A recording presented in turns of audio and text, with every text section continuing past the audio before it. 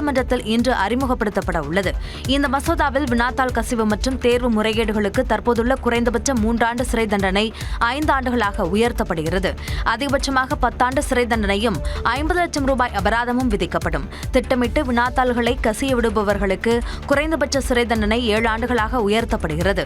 மேலும் 10 கோடி ரூபாய் வரை அபராதம் விதிக்கப்படும். அத்துடன் வினாத்தாள் கசிவு வழக்குகளை விசாரிக்க மத்திய அரசு சிறப்பு பணிக்குழுவை அமைக்க வழிவகை செய்யப்படுகிறது.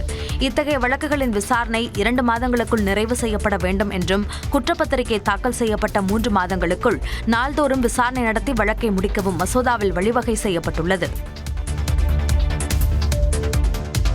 மத்திய கல்வித்துறை அமைச்சராக பிரகலாத் ஜோஷி பொறுப்பேற்றார். நீட் வினாத்தாள் கசிவு விவகாரத்தில் நாடு முழுவதும் போராட்டம் வலுத்ததால் மத்திய கல்வித்துறை அமைச்சர் பதவியிலிருந்து தர்மேந்திர பிரதான் விலகினார். உணவு மற்றும் பொது விநியோகத்துறை அமைச்சரான பிரகலாத் ஜோஷிக்கு கூடுதல் பொறுப்பாக கல்வித்துறை ஒதுக்கப்பட்டது. தொடர்ந்து டெல்லியில் அவர் மத்திய கல்வித்துறை அமைச்சராக பொறுப்பேற்றார். மேலும் துறை அதிகாரிகளுடன் ஆலோசனை நடத்தினார்.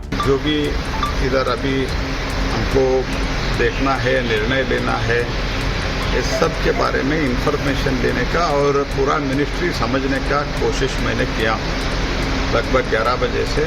தர்மேந்திர பிரதான் பதவி விலகியதை குறிப்பிட்டு எக்ஸ் பக்கத்தில் பதிவிட்ட மத்திய உள்துறை அமைச்சர் அமித் ஷா எந்த பதவியையும் விட மாணவர்களே முக்கியம் என குறிப்பிட்டுள்ளார். தேசிய கல்விக் கொள்கை அமலாக்கத்தில் தர்மேந்திர பிரதான் தீவிரமாக இருந்தவர் என்றும் கல்வித்துறையில் குறிப்பிட்ட சீர்திருத்தங்களை அவர் கொண்டு வந்திருப்பதாகவும் அமித் ஷா புகழாரம் சூட்டியுள்ளார். அமித் ஷாவுக்கு கடிதம் எழுதியுள்ள காங்கிரஸ் மூத்த தலைவர் ராகுல் காந்தி டெல்லியில் இளைஞர்கள் மீது காட்டுமிராண்டித்தனமாக தாக்குதல் நடத்தியதற்கு மத்திய அரசு பொறுப்பேற்க வேண்டும் என வலியுறுத்தியுள்ளார். பெலட் குண்டுகள் பயன்படுத்தப்பட்டதற்கு ஒப்புதல் அளிக்கப்பட்டதா என்றும் சாதாரண உடையில் வந்து லத்தியால் தாக்கியவர்கள் காவலர்களா தன்னார்வலர்களா எனவும் ராகுல் காந்தி கேள்வி எழுப்பியுள்ளார். சென்னை அருகே வானகரம் மற்றும் சூரப்பட்டு சுங்கச்சாவடிகளில் இன்று முதல் சுங்க கட்டணம் உயர்த்தப்பட்டுள்ளதால் வாகன ஓட்டிகள் அதிர்ச்சி அடைந்துள்ளனர். சென்னை வானகரம் சுங்கச்சாவடியில் நள்ளிரவு முதல் சுங்க கட்டணம் உயர்த்தப்பட்டது. கார், ஜீப் உள்ளிட்ட வாகனங்களுக்கு ஒருமுறை செல்லும் கட்டணம் 55 ரூபாயாகவே தொடர்கிறது. ஆனால் ஒரே நாளில் சென்று திரும்பும் கட்டணம் 80 ரூபாயிலிருந்து 85 ரூபாயாக உயர்த்தப்பட்டுள்ளது. இலகுரக வணிக வாகனங்களுக்கு ஒருமுறை செல்லும் கட்டணம் 80 ரூபாயிலிருந்து 90 ரூபாயாகவும், ஒரே நாளில் சென்று திரும்பும் கட்டணம் 130 ரூபாயிலிருந்து 135 ரூபாயாகவும் உயர்த்தப்பட்டுள்ளது.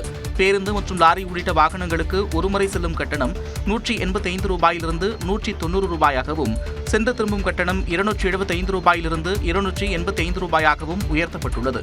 அனைத்து வகையிலான வாகனங்களுக்கான மாதாந்திர பாஸ் கட்டணம் 50 ரூபாய் முதல் 360 ரூபாய் வரை உயர்த்தப்பட்டுள்ளது. கன்னட அமைப்பினரின் போராட்டம் காரணமாக தமிழ்நாடு அரசு பேருந்துகள் ஓசூர் வரையே இயக்கப்பட்டன. காவிரியின் குறுக்கே மேகதாதுவில் உடனடியாக அணை கட்ட கர்நாடக அரசை வலியுறுத்தியும் இதற்கு எதிர்ப்பு தெரிவித்து வரும் தமிழ்நாடு அரசை கண்டித்தும் கன்னட ஜாகிருதி வேடிக்கை என்ற கன்னட அமைப்பு கர்நாடக தமிழக எல்லைப் பகுதியில் மாபெரும் சாலை மறியல் போராட்டத்தில் ஈடுபட்டது.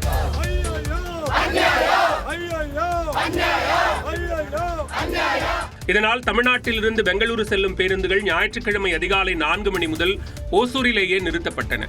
திடீர்னு ஸ்ட்ரைக்ன்றாங்க, மூட்டை முடிச்செல்லாம் வச்சுட்டு இருக்கிறாங்க, எப்படி போகிறதுன்னு தெரியாத தவிச்சிட்டு இருக்கிறாங்க. இப்போ அதிகமாக பிரச்சனை வந்துட்டு தான் இருக்கு. அது நம்ம தமிழ்நாடு அரசாங்கம் தான் தலைமை தாங்கி அது தக்க நடவடிக்கை எடுத்து தீர்வு காண வேணும்னுட்டு கேட்டுக்கிறோம். தமிழ்நாடு அரசு பேருந்துகள் ஓசூரிலேயே நிறுத்தப்பட்டாலும் கர்நாடக மாநில அரசு பேருந்துகளும் தனியார் பேருந்துகளும் வழக்கம் போல பெங்களூருவுக்கு இயக்கப்பட்டன. இதனால் அந்த பேருந்துகளில் கூட்டம் அதிகரித்து காணப்பட்டது. பிற்பகலில் 1 மணி அளவில் கன்னட அமைப்பினரின் போராட்டம் முடிவுக்கு வந்த நிலையில் அதன் பிறகு தமிழ்நாடு அரசு பேருந்துகள் பெங்களூருவுக்கு இயக்கப்பட்டன.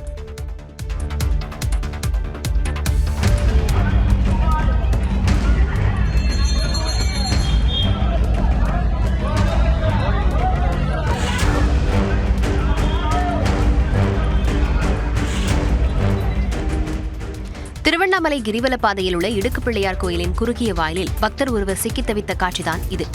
மோட்சத்வாரம் என்று அழைக்கப்படும் இச்சிறிய கோயிலில் பக்தர்கள் குறுகிய பின்வாயில் வழியாக ஒருக்களித்தபடி உள்ளே நுழைந்து கைகளை ஊன்றியவாறு நகர்ந்து மிக குறுகிய வாயில் வழியாக வெளியே வர வேண்டும். இந்த குறுகிய வழியிலிருந்து வெளியே வர முடியாத வகையில் கடந்த வெள்ளிக்கிழமை இரவு சிக்கிக் கொண்ட 36 வயதான ஆந்திர பக்தர் ஒருவர் உயிரிழந்தார்.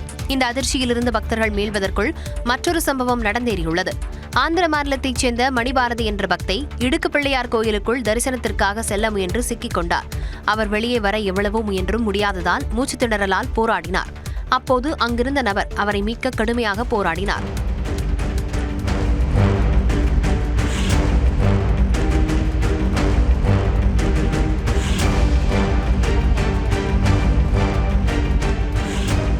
ஒரு பக்தர் உயிரிழந்ததுடன் மற்றொரு பக்தை சாவின் எல்லை வரை சென்று மீண்டுள்ள நிலையில் உடல் பருமனாக உள்ளவர்கள் இடுக்கு பிள்ளையார் கோயிலுக்குள் செல்ல அனுமதி இல்லை என அறிவிப்பு பலகையை அரசு வைக்க வேண்டுமென பக்தர்கள் கோரிக்கை விடுத்துள்ளனர். பொறியியல் படிப்புகளுக்கான முதல்கட்ட கலந்தாய்வில் 28,000 பேருக்கு ஒதுக்கீடு ஆணைகள் வழங்கப்பட்ட நிலையில் வரும் 30ஆம் தேதிக்குள் கல்லூரிகளில் சேர அவகாசம் வழங்கப்பட்டுள்ளது. பொறியியல் படிப்புகளில் சேருவதற்கான கலந்தாய்வு நடைபெற்று வருகிறது. பொதுப்பிரிவினருக்கான கலந்தாய்வு 3 கட்டங்களாக நடைபெறும் நிலையில் கடந்த 20ஆம் தேதி முதற்கட்ட கலந்தாய்வு தொடங்கியது. இதில் பொதுப்பிரிவு, தொழிற்கல்வி, அரசு பள்ளி மாணவர்களுக்கான 7.5% இடஒதுக்கீட்டு பிரிவு என மொத்தம் 28,550 மாணவர்கள் ஒதுக்கீடு ஆணையை உறுதி செய்துள்ளனர். சிலர் தற்காலிக ஒதுக்கீடு ஆணையை ஏற்றுக்கொண்டு இன்னும் சிறப்பான கல்லூரியோ அல்லது விரும்பிய துறையோ கிடைக்குமா என காத்திருக்கின்றனர். இந்நிலையில் தற்காலிக ஒதுக்கீடு ஆணையை உறுதி செய்த மாணவர்கள் அந்தந்த கல்லூரிகளில் சென்று சேருவதற்கு வரும் 30ஆம் தேதி வரை அவகாசம் வழங்கப்பட்டுள்ளது. இதனைத் தொடர்ந்து அடுத்த மாதம் 3ஆம் தேதி முதல் சுற்று கலந்தாய்வு நிறைவு பெற்றதாக அறிவிக்கப்பட்டு அதில் இடங்களை தேர்வு செய்தவர்களின் எண்ணிக்கை வெளியாகும். அதே நாளில் 2ஆம் சுற்று கலந்தாய்வு ஆன்லைனில் தொடங்கி நடைபெறும் என்று அறிவிக்கப்பட்டுள்ளது. ராஜினாமா செய்த 4 எம்எல்ஏக்களிடம் சபாநாயகர் ஜேசிடி பிரபாகர் விசாரணை நடத்த உள்ளார். அதிமுகவிலிருந்து விலகிய மரகதம் குமரவேல் உள்ளிட்ட 4 முன்னாள் எம்எல்ஏக்களிடம் அக்கட்சியின் சட்டமன்ற குழு தலைவர் எடப்பாடி பழனிசாமி முன்னிலையில் சபாநாயகர் ஜேசிடி பிரபாகர் வரும் வியாழக்கிழமை மீண்டும் விசாரணை நடத்த உள்ளார்.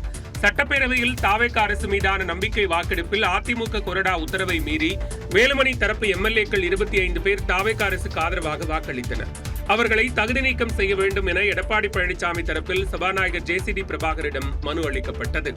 இதனிடையே எடப்பாடி பழனிசாமி கேட்டுக் கொண்டதற்கு இணங்க எஸ்பி வேலுமணி உட்பட 21 பேர் மீதான நடவடிக்கையை கைவிட்ட சபாநாயகர் சட்டமன்ற உறுப்பினர் பதவியிலிருந்து விலகிய ஜெயக்குமார், இசக்கி சுப்பையா, சத்யபாமா, மரகதம் குமரவேல் ஆகியோர் மீதான தகுதி நீக்க மனுக்கள் மீது உரிய நடவடிக்கை எடுக்கப்படும் என்று தெரிவித்திருந்தார். அதன்படி மரகதம் குமரவேல், இசக்கி சுப்பையா உள்ளிட்ட 4 முன்னாள் சட்டமன்ற உறுப்பினர்களிடம் சபாநாயகர் கடந்த 7ஆம் தேதி விசாரணை நடத்தினார். இந்நிலையில் அதிமுக முன்னாள் சட்டமன்ற உறுப்பினர்கள் 4 பேரிடம் மேலும் சில விளக்கம் கேட்க உள்ளதாக சபாநாயகர் அறிவித்துள்ளார்.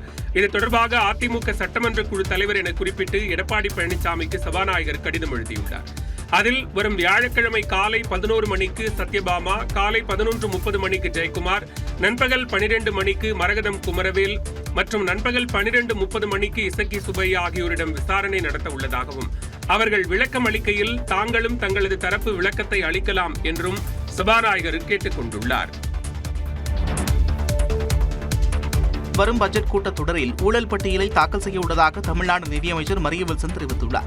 சென்னை துறைமுகம் தொகுதியில் 10 மற்றும் 12ஆம் வகுப்பு பொதுத் தேர்வில் முதல் 3 இடங்களை பெற்ற மாணவ மாணவிகளுக்கு முதலமைச்சர் விஜய் பிறந்தநாளை ஒட்டி நலத்திட்ட உதவிகள் வழங்கும் விழா நடைபெற்றது.